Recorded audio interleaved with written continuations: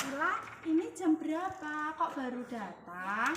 Saya terlambat. Iya, ya sudah, silakan duduk.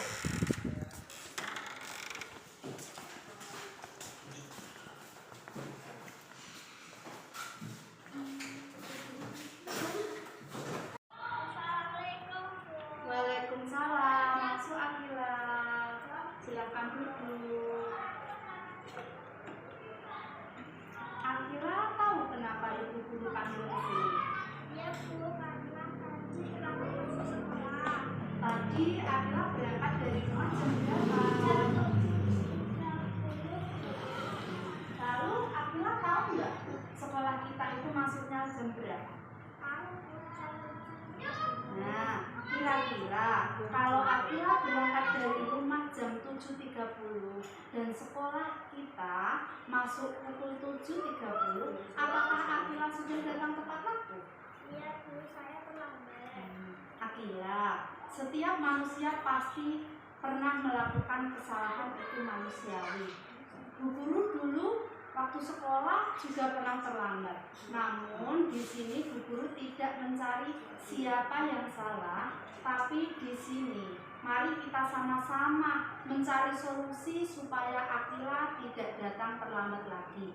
Pasti Akila punya alasan kan kenapa hari ini datang terlambat? Saya bangun kesiangan, Bu. Kenapa Akila bangun kesiangan?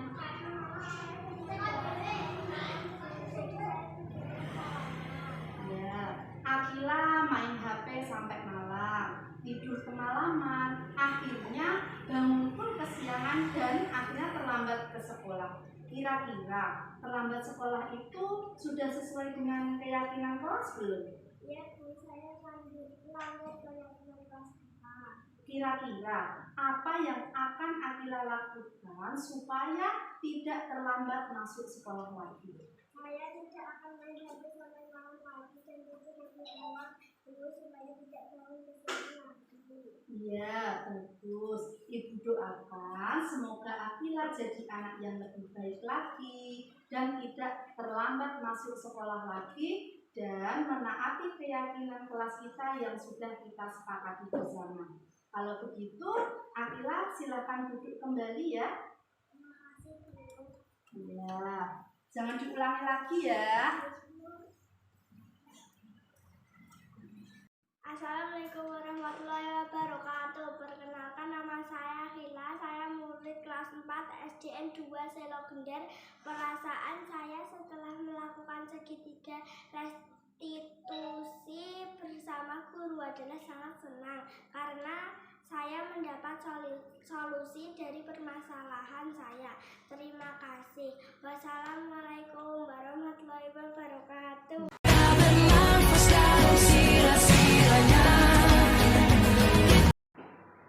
Assalamualaikum warahmatullahi wabarakatuh. Waalaikumsalam warahmatullahi wabarakatuh. Acara pada siang hari ini diseminasi pemahaman dan pengalaman penerapan budaya positif kita mulai. Alhamdulillahirabbil alamin wassalatu wassalamu ala asrofil anbiya'i wal mursalin wa ala alihi washabihi ajmain. Amma ba'du. Marilah kita panjatkan puja dan puji syukur kehadirat Allah Subhanahu wa taala yang telah melimpahkan rahmat-Nya kepada kita.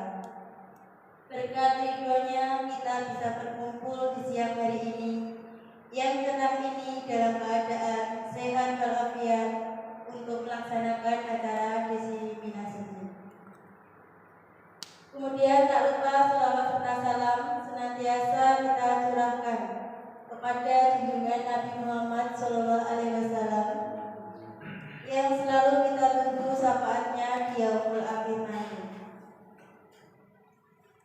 Yang saya hormati Bapak Ibu guru hebat semua di ruang kelas pada siang hari ini. Yang saya hormati pula Ibu Siti Rohmah sebagai penyaji untuk acara diseminasi pemahaman dan pengalaman penerapan budaya positif di SDN 2 Selogender. Sebelum kita mulai acara ini, izin berikanlah saya untuk menyampaikan susunan acara. Adapun susunan acaranya adalah sebagai berikut. Yang pertama, pembukaan. Yang kedua, sambutan kepada kepala sekolah atau yang mewakili. Ketiga, pemahaman konsep kunci budaya positif di SDN 2 Selogender. Yang keempat, penerapan konsep kunci budaya positif di SDN 2 Selogender. Yang kelima, pengalaman dan pembelajaran. Yang keenam, refleksi dan tanya jawab. Yang terakhir, penutup.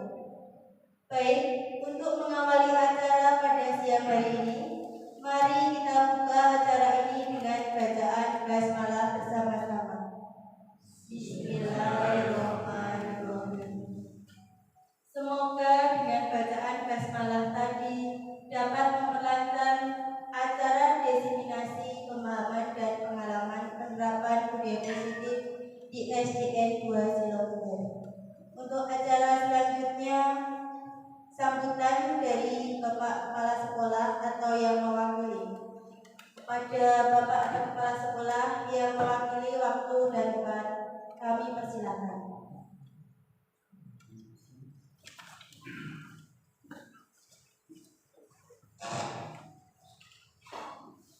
Terima kasih. Assalamualaikum warahmatullahi wabarakatuh. Waalaikumsalam warahmatullahi wabarakatuh. Kepada yang terhormat Ibu narasumber, Ibu Siti Romlah, kepada yang terhormat Bapak dan Ibu peserta diseminasi pemahaman dan pengalaman penerapan budaya positif di SDN 2 Selogender.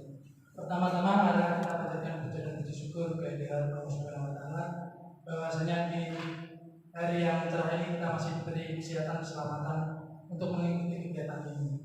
Tidak lupa salawat dan salam kita aturkan kepada junjungan kita Nabi besar Muhammad Shallallahu Alaihi Wasallam.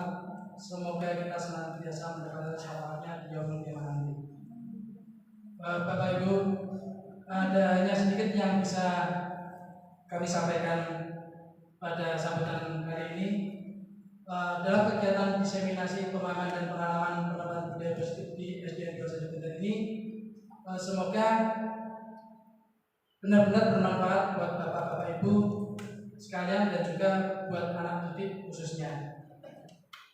Setelah mengikuti diseminasi ini, harapan kami bapak-bapak dan ibu guru semua benar-benar menerapkan apa-apa yang ada, apa-apa yang disampaikan oleh ibu narasumber dengan sebaik-baiknya kepada anak-anak didiknya. Mungkin itu saja yang dapat kami sampaikan. Semoga sekali lagi untuk kegiatan diseminasi ini berjalan dengan lancar dan tidak mendapat halangan suatu apapun. Akhir kata, wassalamualaikum warahmatullahi wabarakatuh. Waalaikumsalam warahmatullahi wabarakatuh. Ya, terima kasih kepada Bapak atau kepala sekolah yang sudah mewakili memberikan sambutan. Untuk acara selanjutnya yaitu pemahaman konsep-konsep kunci budaya positif di SDN 2 Selogender yang akan disampaikan oleh penyaji Ibu Siti Romlah. Kepada Ibu Siti Romlah, waktu dan tempat kami persilakan. Terima kasih atas waktu yang diberikan kepada saya. Pada siang hari ini saya akan menyampaikan materi mengenai diseminasi pemahaman dan pengalaman penerapan budaya positif di SDN 2 Selogender.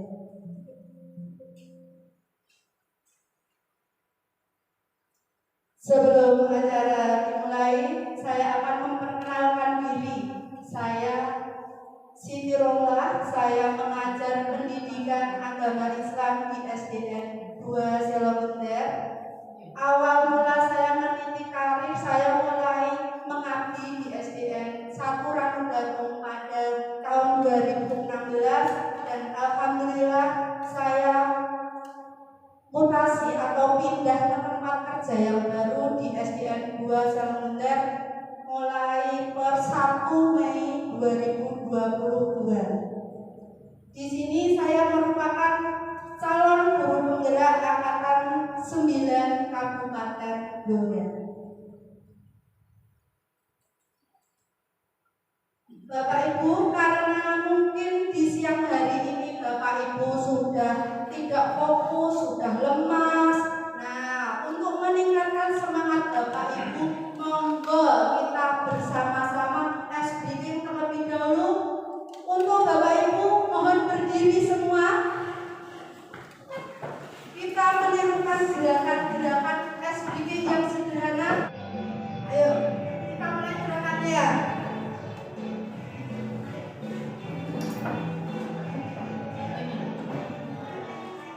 Tangan diputar-putar, bertepuk tangan. Tangan diputar-putar, pegang bahu. Tangan diputar-putar, pegang bahu. Diputar-putar, diputar-putar, diputar-putar. Sekali lagi, tangan diputar-putar, bertepuk tangan. Tangan diputar-putar, pegang bahu. Tangan diputar-putar, pegang bahu. Digoyang-goyang, digoyang-goyang, digoyang-goyang. Diputar ke atas, diputar-putar, diputar ke bawah, diputar-putar, diputar ke kanan, diputar-putar, diputar ke kiri.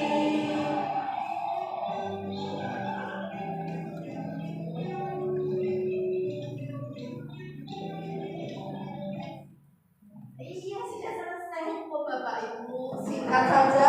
Di mana Bapak Ibu sudah tambah semangat ya. Oke.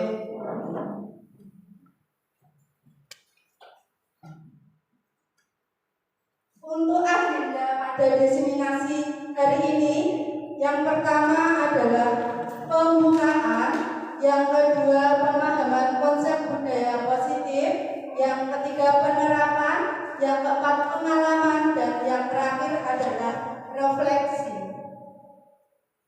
Dari sini ada pertanyaan tematik. Bapak Ibu cukup menjawab setuju atau tidak setuju saja. Pertanyaan tematik pertama, hukuman dapat mendisiplinkan anak. Menurut Bapak Ibu, pernyataan tematik yang pertama itu setuju atau tidak setuju? Tidak setuju. Kenapa kok jawab tidak setuju? Pasti menjawabkan ada alasannya. Kenapa ya hukuman dapat mendisiplinkan anak itu tidak setuju? Alasannya karena apa? Ayo Bapak Ibu yang berkenan menjawab. Tidak ada Bapak Ibu? Untuk hukuman dapat mendisiplinkan anak itu tidak setuju ya. Karena hukuman itu nantinya itu akan membuat anak itu malah semakin benci kepada, misalkan ibu guru membuat hukuman jadi anak merasa benci pada ibu guru. Dan seperti itu. Yang kedua, pemberian hukuman dengan hal positif seperti membaca atau membersihkan halaman sekolah dapat meningkatkan disiplin anak. Itu setuju atau tidak setuju? Tidak setuju. Untuk pertanyaan tematik ketiga, memberi penghargaan dapat meningkatkan motivasi belajar anak. Setuju atau tidak setuju? Oke, terima kasih. Kita lanjut untuk topik. Sekarang kita membahas topik dalam konsep budaya positif. Yang pertama adalah perubahan paradigma belajar. Di sini nanti kita akan belajar banyak perubahan paradigma apa toh yang kita pelajari nanti dalam diseminasi hari ini. Yang kedua, disiplin positif. Contoh disiplin positif itu disiplin positif yang bagaimana dan pengertiannya itu apa. Yang ketiga, Yang ketiga adalah motivasi perilaku manusia. Yang keempat, kebutuhan dasar. Kebutuhan dasar ini ada kaitannya dengan pembelajaran anak di kelas nantinya ya. Yang kelima adalah posisi kontrol atau restitusi, yang mana seorang guru itu nantinya bisa menempatkan diri dalam posisi berbagai hal. Ada yang sebagai teman, pemantau, manajer, membuat rasa bersalah, dan sebagainya. Yang keenam, keyakinan kelas. Keyakinan kelas itu sangat perlu kita lakukan di sini, karena dengan keyakinan kelas itu anak itu dengan sukarela membuatnya, dan insya Allah anak itu akan lebih tidak melanggar karena keyakinan itu dibuat atas kesepakatan mereka sendiri. Yang ketujuh adalah sertifikat restitusi. Ini adalah kegiatan memecahkan masalah untuk anak.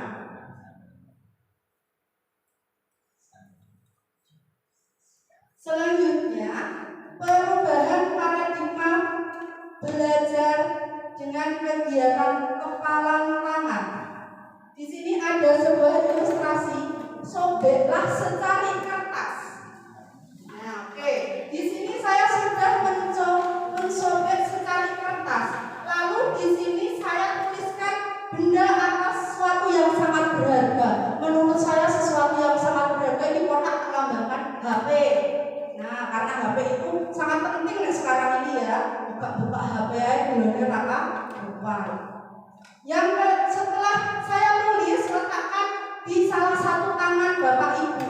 Saya letakkan di tangan dan genggamlah benda atau sesuatu tersebut dengan segala daya. Nah, jadi di sini dengan penuh kekuatan saya genggam. Nah, saya kepal. Terus ada seseorang yang meminta dengan berbagai cara untuk membuka kepalan tangan saya. Ada yang membujuk, ada yang mengancam, menghardik, merayu, menyuap. Tetapi apa yang kita lakukan? Kita sebagai pengontrol diri kita sendiri, kita akan berusaha sekuat mungkin untuk mempertahankan kepalan genggaman benda yang ada di kepala tangan ini. Bahkan meskipun dirayu di apapun tidak bakal diberikan. Jadi hal tersebut apa Bapak Ibu? Jadi kita meskipun dirayu, dibujuk, apabila kita sebagai kontrol diri itu kita merasa yakin kalau kita itu bisa, insya Allah orang lain itu tidak bisa merebutnya. Jadi apapun keberhasilan kita itu intinya keberhasilan itu datang pada diri kita sendiri, datang pada usaha kita sendiri.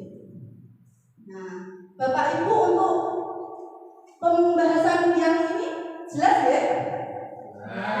Intinya kita itu berada menjadi kontrol di diri. Sebagai ilusi, guru adalah mengontrol murid. Jadi guru di sini mengontrol muridnya. Bagaimana keadaan di dalam kelas, guru itu mengontrol apa saja loh yang ada kaitannya dengan anak-anak. Ilusi bahwa kritik akan membuat orang merasa bersalah dan menguatkan karakter. Di sini mengkritik seseorang itu akan membuat orang merasa bersalah dan menguatkan karakternya. Seperti nanti kita sampaikan di segitiga restitusi. Yang ketiga, ilusi bahwa semua penguatan positif efektif dan bermanfaat. Dan yang terakhir, ilusi bahwa orang dewasa memiliki hak untuk memaksa. Nah, ini ilusi bahwa orang dewasa itu memiliki hak untuk memaksa itu biasanya kita lakukan. Kita sebagai guru itu kadang biasanya ayo kerjakan tugas di LKS halaman ini, padahal tujuannya Bapak Ibu guru kan sibuk ya dengan pekerjaan, jadi itu memaksa anak-anaknya, padahal anaknya juga seneng nek dalam LKS saja perlu diterapkan dulu bagaimana caranya, nggak harus memaksa. Selanjutnya, stimulus respon teori kontrol. Di sini stimulus respon terdapat 6. Yang pertama, kita mencoba mengubah orang agar berpandangan sama dengan kita. Nah, kita di sini mengubah seseorang agar berpandangan sama dengan kita, maksudnya kita sebagai guru itu, aku pengenku muridku ini. Jadi kita itu menyuruh anak misalnya kamu itu sesuai dengan keinginan bapak ibu guru, misal disuruh presentasi misalnya, itu ditunjukkan juga anak itu harus mau berpresentasi. Yang kedua, berperilaku buruk dilihat sebagai suatu kesalahan, padahal berperilaku buruk itu bukan kesalahan. Karena apa? Orang itu, semua manusia itu pasti melakukan kesalahan. Jadi kita sebagai guru itu harus bisa meyakinkan seorang anak. Intinya anak itu memang berbuat salah, tetapi di sini kita sebagai guru harus bisa mengontrol. Nah, dari kesalahan itu bagaimana caranya agar seseorang anak itu nanti tidak mengulangi kesalahan yang sama. Orang lain bisa mengontrol saya. Nah, jadi meskipun kita sebagai kontrol di sini, orang lain juga berhak untuk mengontrol saya. Saya bisa mengontrol orang lain. Nah, di sini kita sebagai guru, kita tugasnya mengontrol anak didik kita atau murid kita. Pemaksaan ada pada saat bujukan gagal. Nah, maksudnya di sini pemaksaan ada pada bujukan yang gagal. Jadi kita itu kadang membujuk seorang anak itu tidak tentu sekali itu terus berhasil. Kadang kita butuh beberapa kali. Model berpikir menang atau kalah. Jadi kita model berpikirnya itu ada yang merasa menang, ada yang merasa kalah. Selanjutnya teori kontrol atau pilihan. Kita berusaha memahami pandangan orang lain tentang dunia. Yang kedua, semua perilaku itu memiliki tujuan. Yang ketiga, hanya Anda yang bisa mengontrol diri Anda sesuai dengan ilustrasi menggenggam barang dengan kepala tangan tadi. Yang kelima, kolaborasi dan konsekuensi menciptakan pilihan-pilihan baru. Yang terakhir, model berpikir menang-menang. Nah, di sini poin yang selanjutnya adalah disiplin positif. Apa toh makna disiplin? Disiplin itu apa? Biasanya kalau disiplin itu berhubungan dengan apa, Bapak Ibu? Kalau disiplin itu hubungannya dengan peraturan. Betul sekali. Biasanya peraturan. Peraturan itu dilanggar, biasanya tuh gak disiplin gue. Senengannya melanggar peraturan. Nah, sekarang apa makna disiplin yang sebenarnya? Disiplin berasal dari bahasa Latin disiplina. Aku wong Indonesia tapi Inggris yang artinya belajar. Nah, makna asal dari kata ini berkonotasi dengan disiplin diri dari murid-murid Sokrates dan Plato. Disiplin membuat orang menggali potensinya menuju sebuah tujuan apa yang dia hargai. Namun dalam budaya kita, makna disiplin telah berubah menjadi sesuatu yang dilakukan seseorang pada orang lain untuk mendapatkan kepatuhan. Kecenderungan umum adalah menghubungkan kata disiplin dengan ketidaknyamanan, bukan dengan apa yang kita hargai atau pencapaian suatu tujuan mulia. Selanjutnya, disiplin positif ada hubungannya dengan nilai-nilai kebajikan. Nah, di sini nilai-nilai kebajikan itu apa? Nilai-nilai kebajikan adalah sifat-sifat positif manusia yang merupakan tujuan mulia yang ingin dicapai individu. Nilai-nilai tersebut bersifat universal dan lintas bahasa, suku, bangsa, agama maupun latar belakang. Setiap perilaku atau perbuatan memiliki suatu tujuan. Ini menurut pendapat Dr. William Schlecher pada teori kontrol 1984. Dengan mengaitkan nilai-nilai kebajikan yang diyakini seseorang, maka motivasi intrinsiknya akan terbangun sehingga menggerakkan motivasi dari diri dalam untuk mencapai tujuan mulia yang diinginkan. Itu menurut Diana Moser pada tahun 1998. Nilai-nilai kebajikan yang ingin dicapai oleh setiap anak Indonesia kita kenal dengan profil pelajar Pancasila. Yang mana profil pelajar Pancasila itu terdiri dari 6 dimensi. Dimensinya apa saja? Yang pertama apa? Beriman dan bertakwa. Nah, jadi ini yang sering diangkat divisi misi sekolah pasti beriman. Yang kedua berkebinekaan global. Yang ketiga mandiri. Yang keempat bergotong royong. Yang kelima kreatif. Yang keenam bernalar kritis. Nah, 6 dimensi ini biasanya yang digunakan untuk merancang visi suatu sekolah. Nah, motivasi perilaku manusia. Perilaku manusia itu biasanya cenderung ke dalam 3 motivasi. 3. Yang pertama untuk menghindari ketidaknyamanan atau hukuman. Apa saja yang akan terjadi apabila kita tidak melakukannya? Apa ya, udah aku melanggar ini, aku hukuman apa tidak? Kok aku tidak nyaman ya? Nah, itu termasuk dalam motivasi eksternal, motivasi dalam luar diri ini.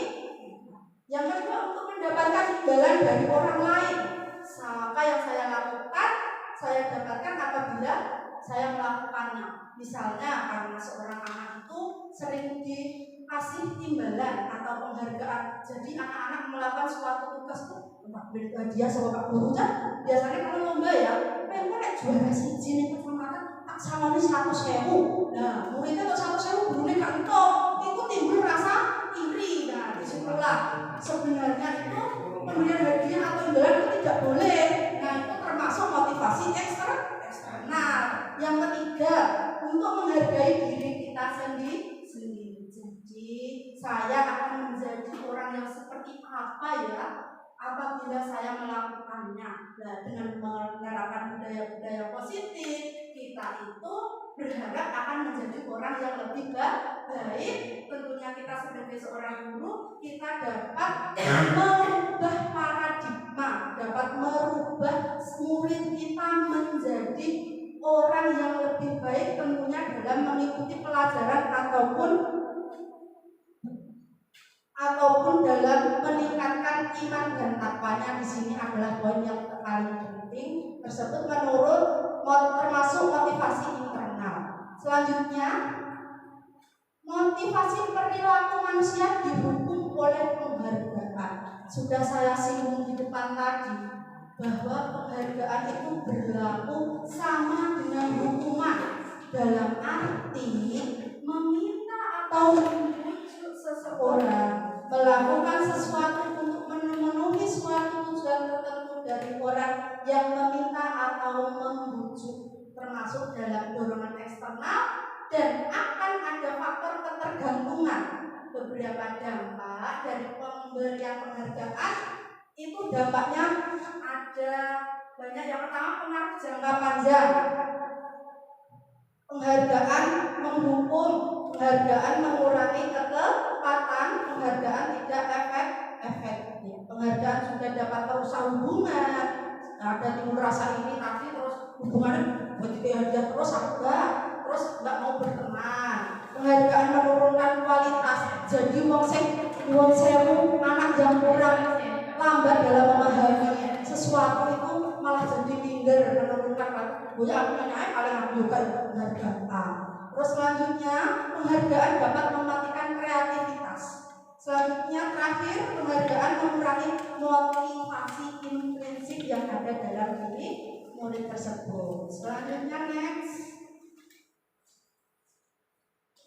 Contoh pengakuan atau apresiasi kebajikan. Pembuka. Kemarin saya perhatikan, nilai kebajikannya rasa empati besar sekali. Jadi memperhatikan seseorang itu empati. Empati di sini artinya kita peduli dengan sesama. Situasinya apa? Pada saat menolong murid baru di kelas kita. Jadi dalam situasi di kelas itu terdapat murid baru, ada temannya itu memperhatikan. Jadi temannya itu berempati perempuannya. Terus nilai kebajikannya empatinya besar sekali. Selanjutnya, situasi pada saat kamu membantu teman-temanmu di tugas kelompok. Nah, di dalam tugas kelompok kan tentunya ada berbagai banyak pendapat. Jadi di sini kami itu harus menghargai nilai kebajikannya apa kepedulian. Gak saya terus nggak ada hak asasi, kok pendapatmu kan nggak asasi, tidak boleh seperti itu. Semua itu murid harus berpendapat. Nanti kita ambil pendapat yang terbaik. Situasi yang ketiga, pada saat kamu memungut kertas-kertas yang berserakan di lantai, itu kalimat nilai kebajikannya itu rasa tanggung jawabmu. Biasanya di peraturan sekolah atau di keyakinan kelas itu buanglah sampah pada tempatnya. Disitulah kita itu menanamkan nilai kebajikan rasa tanggung jawab. Selanjutnya, nah ini Bapak Ibu saya pengen tahu bisa membedakan tidak ya antara hukuman dan konsekuensi. Kadang di sini banyak yang bingung termasuk hukuman atau termasuk konsekuensi. Kok mirip? Terus perbedaannya ini terletak di mana toh? Dan disinilah nanti setelah Bapak Ibu menjawab dan nanti setelah itu ada jawaban yang benar, dari situlah mungkin Bapak Ibu akan lebih paham apa itu hukuman, apa itu konsekuensi. Tindakan yang pertama, mencatat 100 kali di dalam buku kalimat. Saya tidak akan terlambat lagi karena terlambat ke sekolah. Hal ini termasuk hukuman atau konsekuensi Bapak Ibu? Nah, untuk yang soal kedua, lari mengelilingi lapangan basket 2 kali karena terlambat hadir di sekolah. Konsekuensi atau hukuman? Hukuman. Kelihatannya kok pinter ya. Yang ketiga, murid diminta untuk push up 15 kali karena tidak menggunakan masker ke sekolah. Hukuman atau konsekuensi? Hukuman. Pernah jawaban KPI, insya Allah ada benar. Pasti ada, tenang aja. Terus selanjutnya menggantikan kertas tugas teman yang telah dicoret-coret. Konsekuensi. Selanjutnya murid disuruh untuk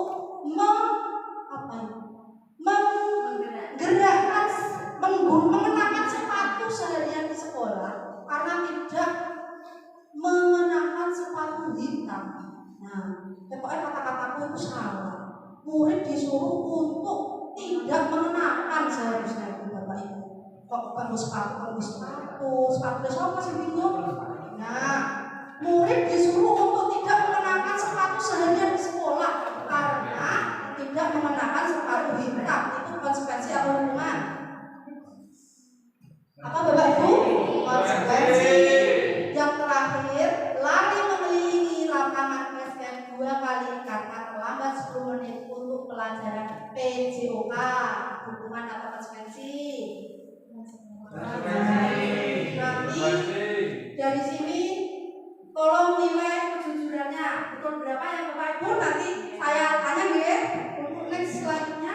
Sesuai tadi ini kunci jawabannya. Mencatat 100 kali termasuk hukuman. Oke, hukuman ya? Lari mengelilingi termasuk hukuman. Murid diminta untuk push up, hukuman. Menggantikan kertas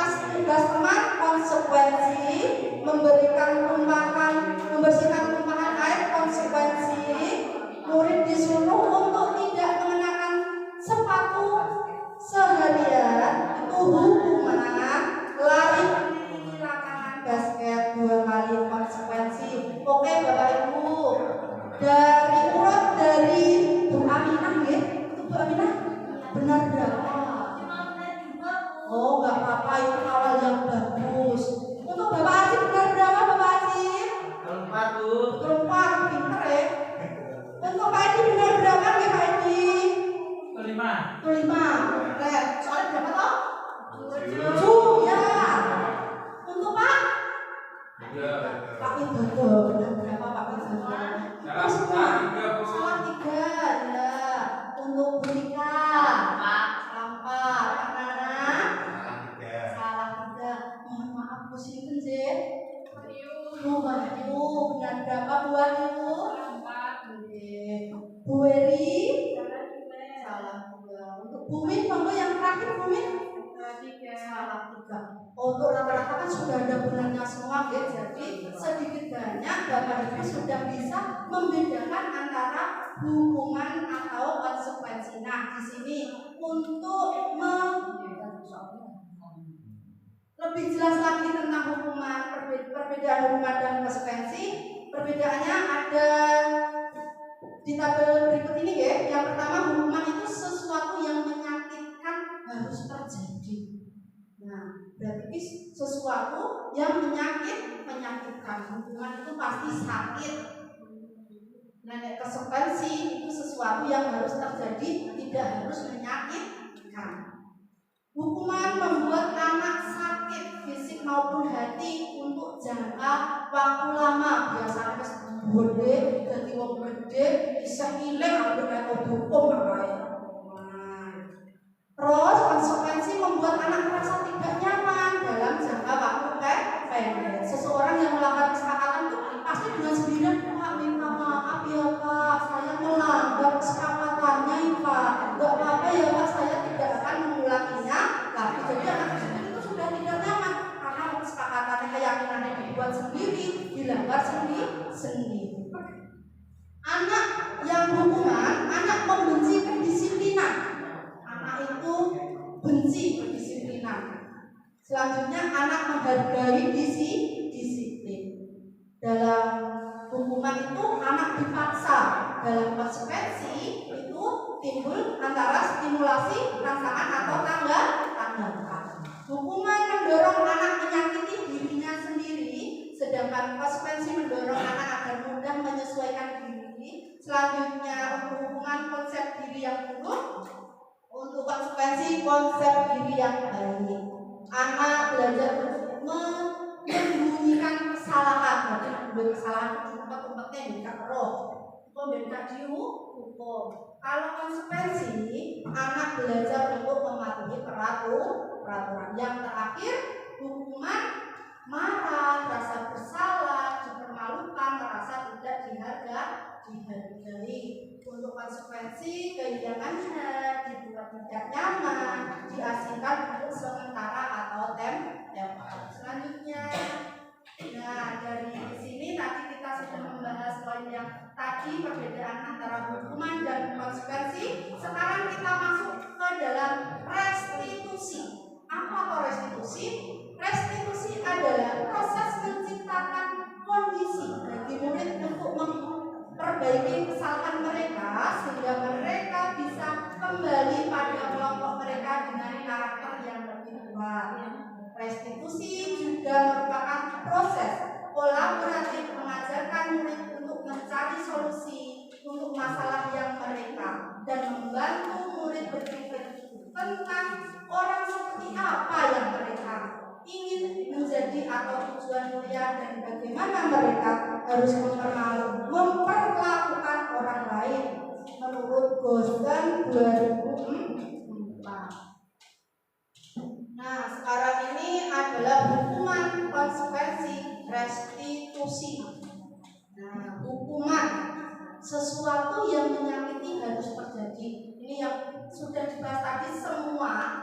Nah, biasanya nih hukuman itu sifatnya negatif, nek konsekuensi sifatnya netral, nek restitusi sifatnya positif. Karena hukuman dan konsekuensi itu sudah sama di poin yang belakang tadi. Sekarang kita cukup membahas tentang restitusi. Restitusi merupakan pilihan. jadi di sini restitusi itu merupakan pilihan. Kita di sini dalam restitusi itu nantinya mengajak siswa untuk memilih. Yang kedua, menguatkan untuk murid dalam jangka waktu panjang. Jadi melalui pemecahan segitiga restitusi tadi dalam jangka panjang nanti anak akan mengenang bahwa cara menyelesaikan masalah yang baik itu seperti ini. Meskipun nanti muridnya itu ke depannya berprofesi sebagai apa, nantinya murid itu akan menjadi bapak atau ibu. Jadi memulai cara nyeneni anak menyelesaikan masalah. Apabila anaknya itu melakukan suatu kesalahan, oga diseneni tok. Jadi ditakoni yang baik-baik dengan 3 cara segitiga restitusi. Selanjutnya, murid atau anak mendapatkan penguatan. Nah, masalah terpecahkan, murid belajar bertanggung jawab untuk perilakunya. Fokus pada pemecahan masalah dalam jangka waktu panjang. Dan apa yang kamu yakini, apa yang kamu lakukan untuk memperbaiki masalah. Di sini anak disuruh mencari solusinya sendiri. Boleh itu caramu biar menyelesaikan masalah ini. Untuk lebih jelasnya nanti akan ada video tentang segitiga restitusi. Murid akan menghormati dirinya dan orang lain. Selanjutnya next. Nah, disiplin positif, nilai-nilai kebajikan, hukuman, konsekuensi, dan restitusi. Penerapannya di sini apa? Selalu berusaha membangun motivasi intrinsik siswa dengan memberikan pemahaman dan contoh tindakan yang positif. Jadi kita sebagai guru harus bisa memberi contoh sesuai dengan trilogi Ki Hajar Dewantara ing ngarsa tuladha.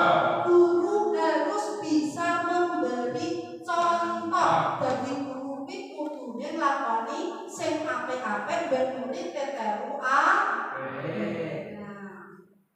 selanjutnya, selalu berusaha memilih opsi restitusi jika anak berperilaku negatif. Kita menerapkan pemecahan masalah dengan segitiga restitusi dengan menstabilkan tindakan, menanyakan menstabilkan tindakan, membuat orang merasa validasi tindakan. Terus yang kedua, menstabilkan identitas, validasi tindakan, terus menanyakan keyakinan. Nah, selanjutnya berkolaborasi dengan teman sejawat dalam menerapkan budaya positif. Jadi berkolaborasi itu penting Bapak Ibu.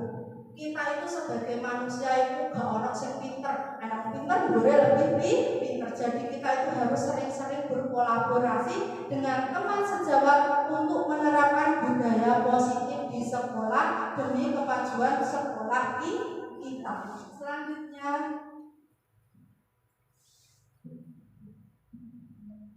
keyakinan kelas. Mengapa tidak peraturan saja? Mengapa harus keyakinan kelas? Mengapa kita memiliki peraturan harus menggunakan helm bila mengendarai kendaraan roda 2?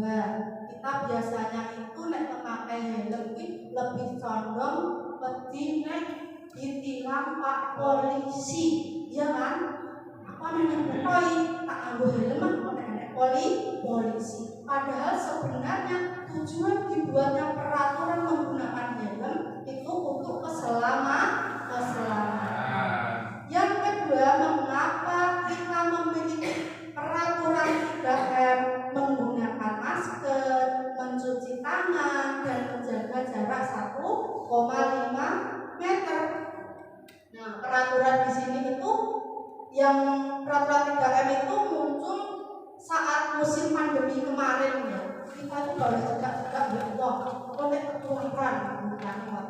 Kita harus memakai masker, tanah yang tujuannya itu untuk kesehatan padahal. Tapi di sini biasanya kalau di rumah sakit bukan masker oleh ibu, terus gak masuk. Padahal tujuannya di sini untuk memakai masker dan sebagainya, tujuannya adalah untuk kesehatan kita. Keyakinan kelas. Dengan keyakinan kelas, seseorang akan lebih tergerak dan semangat menjalankan keyakinannya daripada hanya sekedar mengikuti serangkaian peraturan tertulis tanpa makna. Nah, nek peraturan itu biasanya kan harus digawe sekolah dengan sepihak, khusus dilarang menginjak rumput, dilarang terlambat, dilarang apa dan sebagainya. Biasanya anak Indonesia melakukan gawe. Nah, kalau keyakinan kelas, anaknya bebas berpendapat. Nah, pendapat di sini anak terus disepakati bersama bapak atau ibu guru kelasnya dan murid-muridnya sepakat. Nanti apabila anak melanggar keyakinan tersebut, bahkan anak tersebut akan merasa malu dengan sendirinya dan berusaha untuk tidak melanggar keyakinan kelas tersebut. Bagaimana cara pembentukan keyakinan kelas? Nah, di sini pembentukan kelas itu penting sekali Bapak Ibu. Jadi dengan keyakinan kelas itu dapat meningkatkan budaya positif pada anak. Nah, bagaimana caranya? Keyakinan kelas itu bersifat lebih abstrak, dibuat dalam bentuk positif. Jadi peraturan itu biasanya tidak boleh datang terlambat. Keyakinan kelas datang 15 menit lebih awal atau datang tepat waktu. Intinya keyakinan kelas itu dilarang, gak boleh. Jadi kalau keyakinan kelas itu kata yang positif. Yang kedua, berupa pernyataan universal atau pernyataan umum, tidak terlalu banyak, singkat, padat dan jelas, gak usah dua-dua. Dilarang menginjak rumput, kok dilarang naik itu berarti peraturan. Kalau keyakinan kelas langsung rawat jagalah tanaman atau rawatlah yang seperti itu. Semua warga berkontribusi. Jadi di sini semua warga kelas itu membuat keyakinan itu secara bersama-sama. Pendapat mereka semua ditampung. Terus kita bermusyawarah mana yang terbaik diambil untuk dibuat keyakinan. Prosedur pembentukannya, yang pertama curah pendapat. Anak-anak itu bebas mengeluarkan pendapatnya. Nah, ditempel-tempel, terus mencatat masukan-masukan. Itu api, itu jadi dari situ itu masukan dari anak-anak semua berdasarkan hasil musyawarahnya, mengubah kalimat negatif menjadi positif. Nek mau anak dilarang-larang, tidak boleh, langsung dirubah menjadi kalimat yang lebih baik, sehingga usah anak dilarang dan tidak boleh. Terus meninjau kembali, diteliti meneh sudah pas apa belum. Terus warga sekolah sebagai bukti bahwa mereka setuju tanda tangan. Nah, konek melanggar tidurnya gini harus tanda tangan bahwa kenapa sekarang dilanggar. Yang terakhir, menyepakati keyakinan kelas yang telah dibuat bersama. Jadi nek sepakat dibuat terus ditempel di dinding kelas. Nah, jadi konek melanggar melanggar nomor piro. Nah, dari sini kan anak tersebut malu ya dengan sendiri dan berusaha untuk tidak mengulanginya lagi. Refleksi dan tidak lanjutnya.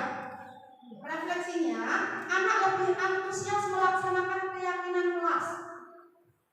Anak memiliki kesadaran diri untuk bertanggung jawab jika tindakannya tidak sesuai dengan keyakinan kelas, disepakati bersama anak yang tidak masuk saat curah pendapat tidak bisa menyalurkan gagasannya.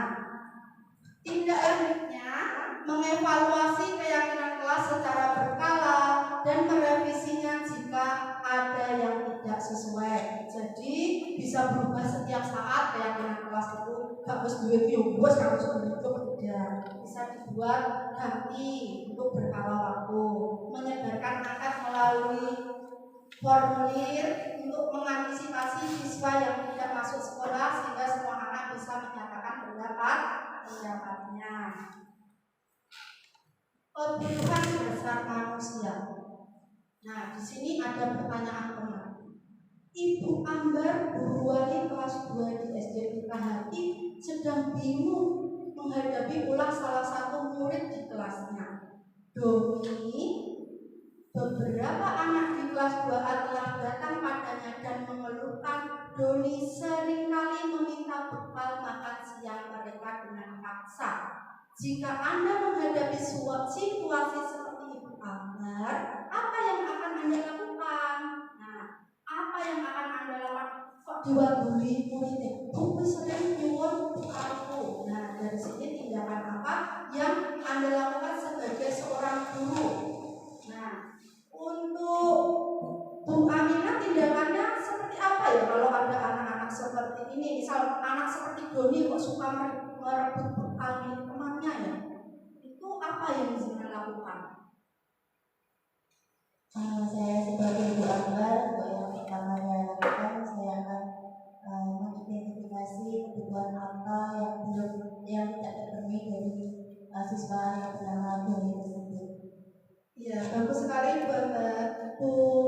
Jadi di sini akan mengidentifikasi kenapa Doni itu sering merebut makanannya, merebut makanan temannya. Terus ditanya apa alasannya. Jadi dari sini kita tahu mungkin Doni tidak sarapan atau orang tuanya itu tidak peduli, jadi kebutuhan untuk kecukupan makannya itu Doni kurang, jadi meminta teman-temannya. Selanjutnya kebutuhan dasar manusia. Kebutuhan dasar manusia yang pertama adalah kebutuhan kasih sayang. Nah, kebutuhan kasih sayang. Jadi seorang anak itu membutuhkan kasih sayang. Meskipun kadang samune bocah itu akeh. Wong iki nyuwun sewu anake wong mampu, tapi nek sekolah buandere ra karuan. Nah, dari sini seorang guru itu meneliti, kenapa kok kurang duit, kok nakal? Ternyata orang tuanya itu sibuk dengan kerjaannya mereka sendiri. Jadi anak tersebut kurang mendapatkan kasih sayang. Selanjutnya adalah kekuatan. Nah, kekuatan di sini juga penting. Kekuatan dalam arti maksudnya di sini anak itu menguasai tidak dalam hal ikut pembelajaran dan sebagainya. Terus kebebasan. Nah, kebebasan di sini anak tersebut kadang biasanya kan dikekang orang tuanya, nggak boleh bola, nggak boleh apa. Jadi anak itu kalau di kelas itu merasa bebas, nggak sembarang itu bukan yang rumah aman. Jadi di sekolah itu merasa mereka lebih bebas. Nah, kesenangan di sini biasanya sangat penting, apalagi di sekolah seperti kurikulum sekarang, kurikulum merdeka. Jadi anak itu berhak untuk memilih kesenangannya. Kita sebagai guru itu, istilahnya kurikulum itu bagi siswa merdeka, kita orang. Soalnya kok bingung pembelajaran berdiferensiasi. Muridnya selama juga kayaknya senang apa gambar, senang apa presentasi, senang apa penilaian mumet sedino gak tetapi kita di sini sebagai guru dituntut harus bisa dan melaksanakan pembelajaran diferensiasi nantinya. Untuk posisi kontrol kita simak video berikut ya Bapak Ibu. Ini adalah posisi kontrol guru sebagai penghukum. Nah, di sini kita lihat gurunya seperti apa dalam menyelesaikan masalah. Jalan. Nah, sini kamu. Gurunya dua lah ya. Suaranya kenceng, biasanya penghukum tidak ngomong terlambat. Nah, kamu deh pasti terlambat. Nah, ini adalah posisi kontrol guru sebagai penghukum. Jadi dengan nada tinggi. Kapan sih kamu tidak terlambat? Suara dengan menggunakan nada tinggi. Kamu jadi anak? Saya Dasar pemalas.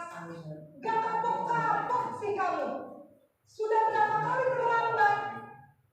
Sana, kamu keliling lapangan 2 kali. Bu guru itu bertindak sebagai penghukum karena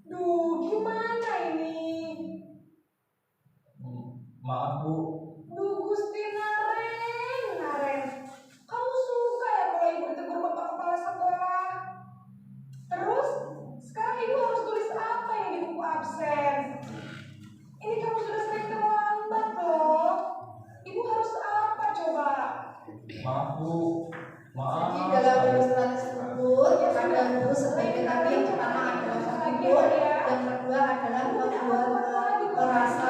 merasa bersalah. Kalau ibu tegur bapak kepala sekolah, sana cepat ke kelas. Maaf ya Bu. Jadi di sini guru hanya menyuruh anak tersebut atau murid tersebut untuk langsung kembali ke kelas, tidak Posisi membuat rasa bersalah, berbicara dengan nada tenang. Sekarang adalah posisi kontrol guru sebagai teman. Biasanya itu ngomongnya lebih santai, rileks, menganggap murid tersebut adalah teman. Biar gak terlambat lagi, bikin seneng ibu demi ibu. Bisa kan? Bisa lah Bu. Ya sudah, sana masuk kelas.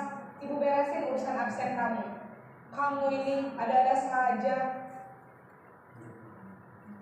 Selanjutnya adalah posisi pemantau atau monitor. Jadi guru hanya sebagai pemantau saja.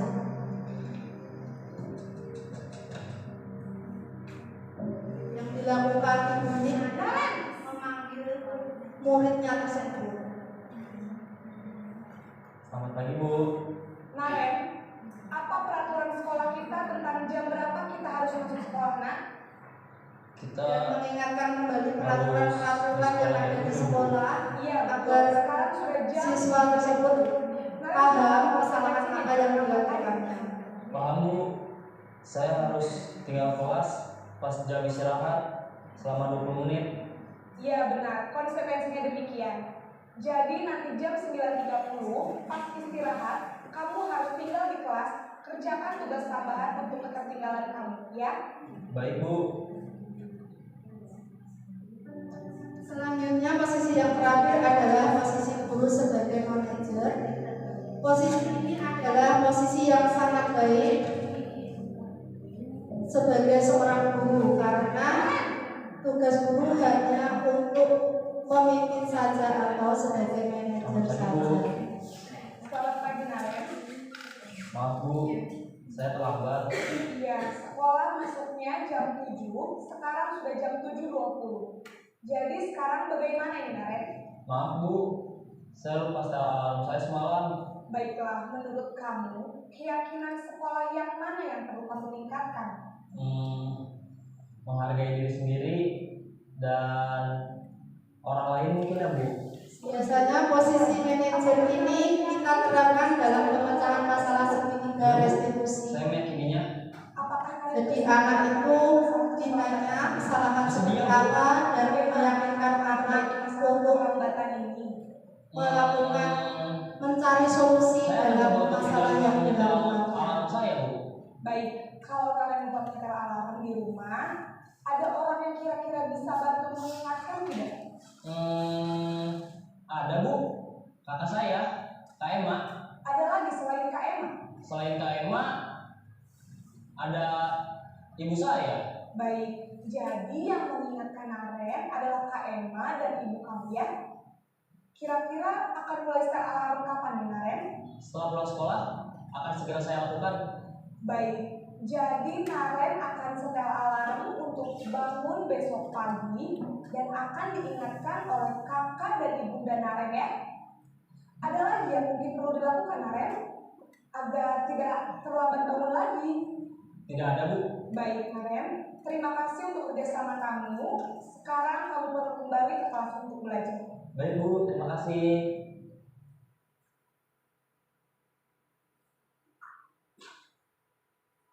Nah, tadi dalam video tersebut ada 5 posisi kontrol.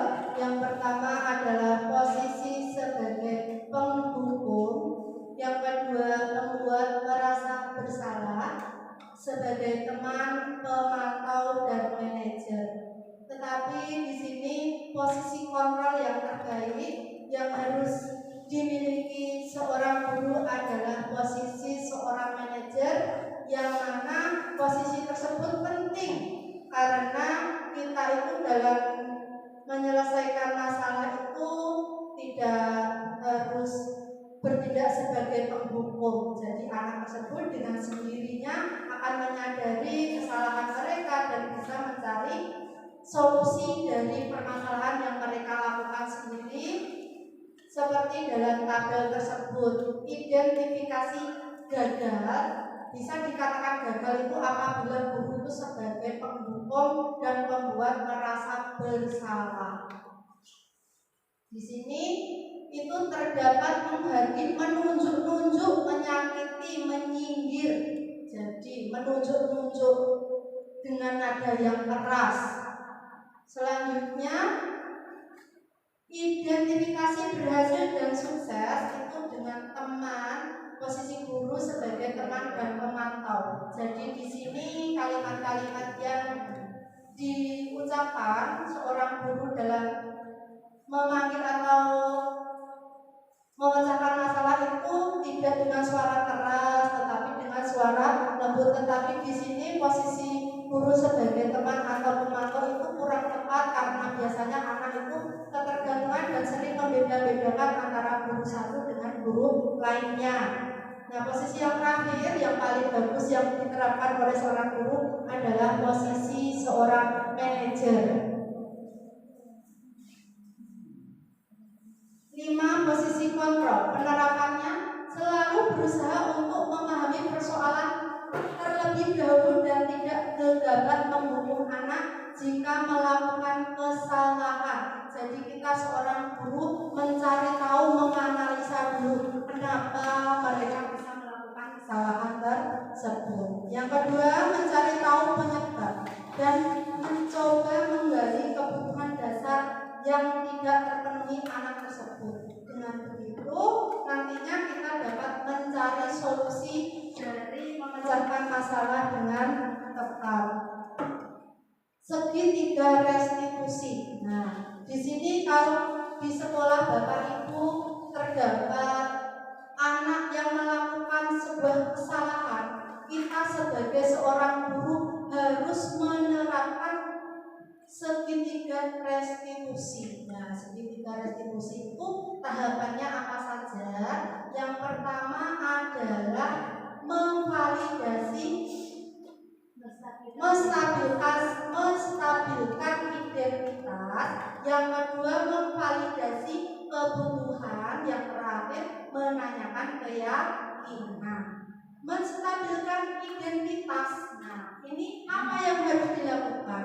Biasanya seorang guru itu berkata kepada muridnya, setiap orang itu pasti pernah melakukan kesalahan. Biasanya hubungan dengan gurunya, bapak ibu guru atau ibu guru waktu sekolah juga pernah melakukan kesalahan. Tetapi di sini, kita tidak harus melanggarnya lagi. Nah, terus apalagi kata-kata menstabilkan identitas. Yang kedua adalah kamu bukan satu-satunya yang pernah melakukan ini. Jadi dalam menstabilkan identitas biasanya 2 kalimat ini yang sering dilontarkan oleh seorang guru. Jadi mereka itu tidak merasa dia sendiri yang pernah melakukan kesalahan, tetapi semua orang juga melakukan kesalahan. Untuk tahap yang kedua, validasi kebutuhan. Nah, jadi di sini murid ditanya, kenapa dia melakukan kesalahan tersebut? Alasannya itu apa? Nah, terus untuk menanyakan kebutuhannya itu ada dengan cara, adakah cara yang lebih efektif untuk mendapatkan apa yang kamu butuhkan? Nah, kata-kata seperti inilah yang biasanya dilontarkan oleh seorang guru. Yang terakhir, menanyakan keyakinan. Nilai-nilai apa yang telah kita sepakati? Jadi di sini keyakinan sebelumnya kan sudah dibentuk keyakinan kelas. Jadi bapak ibu guru itu menanyakan kembali keyakinan yang mereka telah buat. Kira-kira pelanggaran tentang keyakinan apa yang mereka buat. Selanjutnya, kamu ingin menjadi orang yang seperti apa? Nah, dikasih tahu, pengenmu itu nantinya kamu menjadi apa? Nah, dengan anak itu melontarkan keinginannya dan guru meyakinkan, insya Allah kamu itu bisa apabila kamu untuk berbuat yang lebih baik lagi dan tidak akan mengulangi kesalahan yang telah dibuat kembali. Ini yang saya terapkan di SD saya kemarin untuk praktek sertifikat restitusi. Nah, ini untuk kasusnya Bapak Ibu. Anak itu makan di dalam kelas.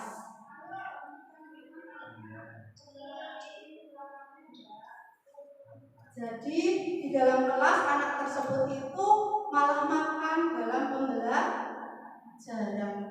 Ibu guru menerangkan tetapi anak tersebut sibuk makan. Selanjutnya praktek sertifikat restitusi, pemecahan masalah tentang 3 tahapan tadi ini diterapkan dalam praktek sertifikat restitusi. Seorang ibu guru memanggil muridnya di ruangan yang terpisah dengan muridnya karena dengan ruangan yang terpisah membuat anak tersebut tidak malu dengan teman-temannya. Dan kita mengobrol, mencari akar permasalahan dan cara penyelesaian masalah yang dilakukan tadi.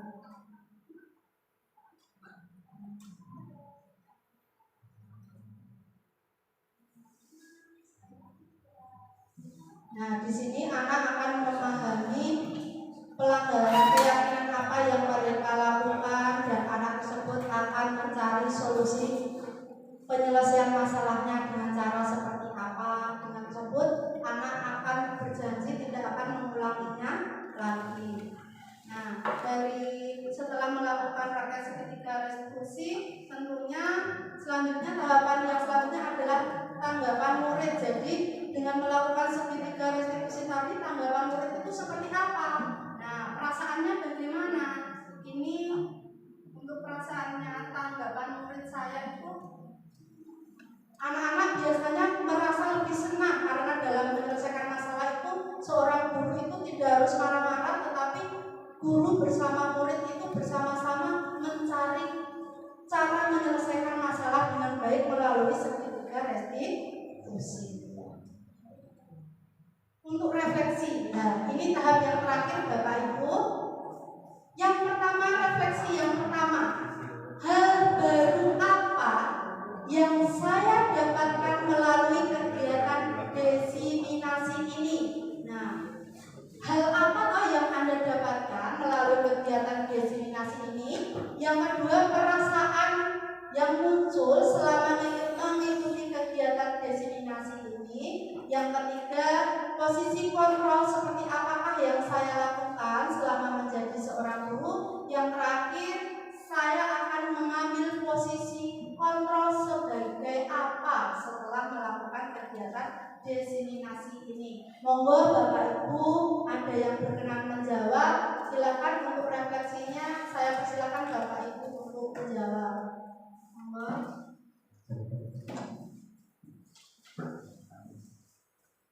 Baik, bismillahirrahmanirrahim. Assalamualaikum warahmatullahi wabarakatuh. Waalaikumsalam warahmatullahi wabarakatuh. Ya, baik, Bapak Ibu, narasumber. Saya akan merefleksi yang nomor 1 dan 2. Hal baru apa yang saya dapatkan melalui kegiatan diseminasi ini. Hal yang dapat saya dapatkan hari ini yaitu saya bisa mengetahui tentang budaya positif. Ternyata selama ini saya itu baru sadar karena banyak hal-hal di dalam budaya positif itu tadi.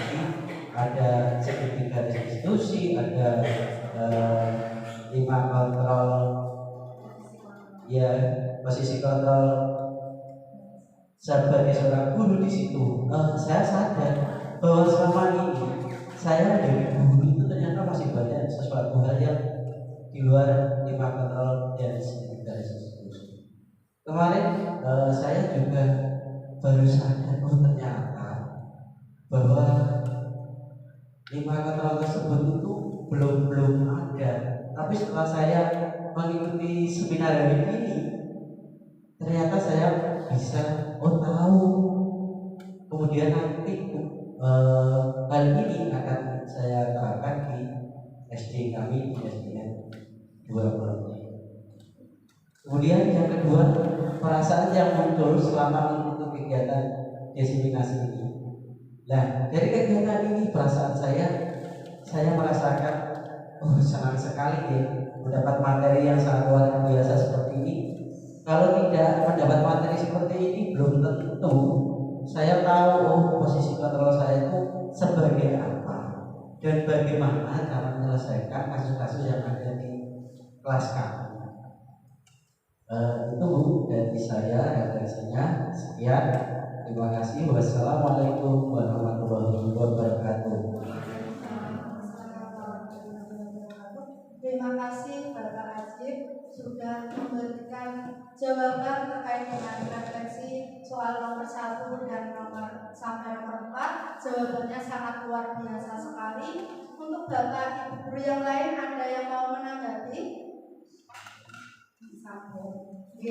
Saya terima kasih sekali Bapak Ibu guru sudah mau mengikuti acara diseminasi ini, mau meluangkan waktunya dari siang sampai sore. Terima kasih karena dukungan dari Bapak Ibu, partisipasi Bapak Ibu inilah yang bisa menambah semangat kami dalam melakukan kegiatan ini. Terima kasih banyak untuk Bapak Ibu guru mau meluangkan waktunya sampai acara diseminasi ini berakhir ya. Saya selaku penyaji mohon maaf apabila ada kesalahan saya dalam berucap, dalam menyampaikan materi. Dan penyampaian materi dari saya cukup sekian Bapak Ibu, kurang lebihnya saya mohon maaf. Billahi taufiq wal hidayah. Wassalamualaikum warahmatullahi wabarakatuh. Untuk kegiatan selanjutnya saya kembalikan kepada Ibu Moderator. Baik, terima kasih kepada Bu Siti Rohmah yang telah menyampaikan paparannya hari ini. Saya akan mengulas sedikit kesimpulan dari apa yang disampaikan sama Bu Rohmah tadi ya. Yang pertama ada tentang makna disiplin ya, kemudian motivasi perilaku manusia, hukuman dan konsekuensi, kemudian ada restitusi yang meliputi 3 langkah. Yang pertama menstabilkan identitas, langkah yang kedua memvalidasi tindakan, dan yang ketiga yaitu menanyakan keyakinan. Kemudian ada juga yang disampaikan tadi yaitu tentang keyakinan kelas. Kemudian pembentukan keyakinan kelas, di mana pembentukan keyakinan kelas ini dibuat dalam bentuk kalimat positif. Kemudian kalimatnya berupa pernyataan universal dan juga tidak terlalu banyak. Kemudian di sini dalam pembentukan keyakinan kelas juga adanya kontribusi dari semua warga kelas ya. Selain itu juga ada kebutuhan dasar manusia. Kebutuhan dasar manusia tadi ada 5, ada kasih sayang, ada kekuasaan, ada kebebasan ya dan sebagainya ya. Kemudian yang terakhir ada posisi kontrol. Posisi kontrol kita sebagai guru yaitu ada penghukum, kemudian pembuat merasa bersalah, posisi guru sebagai teman, kemudian sebagai pemantau dan sebagai manajer. Semoga apa yang disampaikan oleh Ibu Siti Rohmah ini bermanfaat buat semuanya. Saya selaku moderator, apabila ada salah kata saya mohon maaf yang sebesar-besarnya. Akhir salam, wassalamualaikum warahmatullahi wabarakatuh.